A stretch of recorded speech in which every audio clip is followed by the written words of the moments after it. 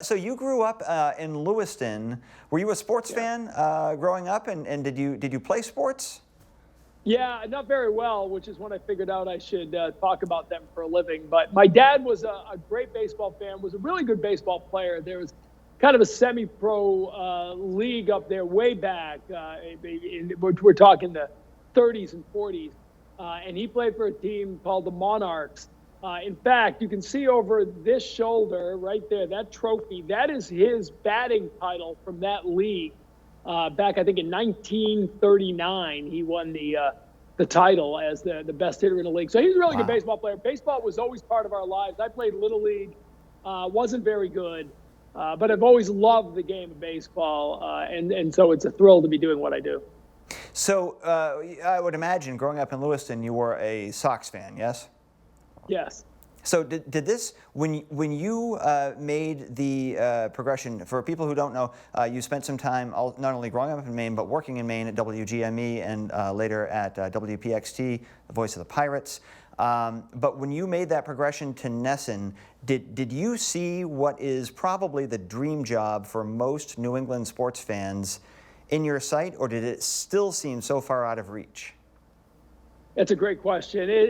You get the job at NESN, and back then we were a lot smaller. It was a pay cable service. You had to pay like $15.95 a month more to get NESN. In fact, that was my dad's first reaction. I called my parents and tell them I was taking the job, and his first response was, "Isn't that like $16 a month?" I said, "Well, maybe we can get you a deal. I'll see if I can help out."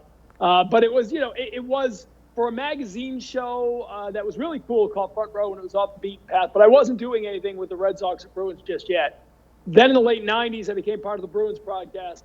And then in 2002, when I got to be the sideline reporter for the Red Sox, that was the first time. It was, I'm standing on the sideline interviewing players. There are moments along the way, and you get to interview some really cool people. But there are moments along the way where you sort of pinch yourself.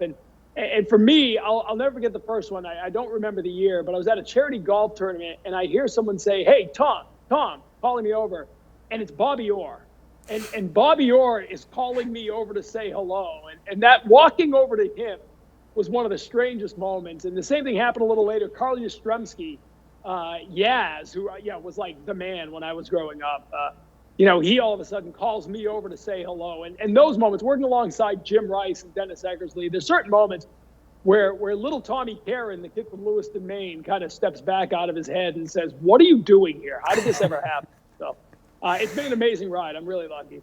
Well, and you've earned the praise not only from the people that you work alongside with, some of the legendary athletes that have made their way through Boston, but also broadcasters alike. You and I were both up for a New England Emmy Award. I think we lost to the Phantom Gourmet guy, but I still am holding that against you, Dan Andelman.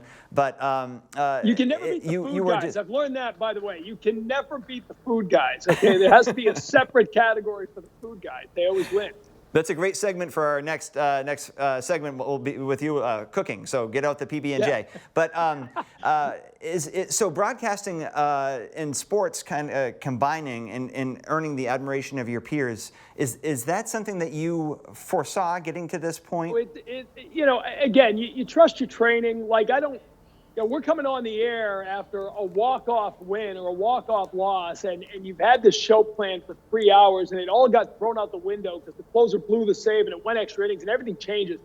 In those moments, you're not sitting there thinking, "Oh, wow, I'm working with Jim Rice." I mean, that's your training. That's what I learned to do in Portland, Maine, and Plattsburgh, New York before that. And listen, respect to my peers means a lot to me, but I hope it's just because of the work I put in. I think if you work hard, you love what you do, you work at it all the time, then hopefully those other things will come.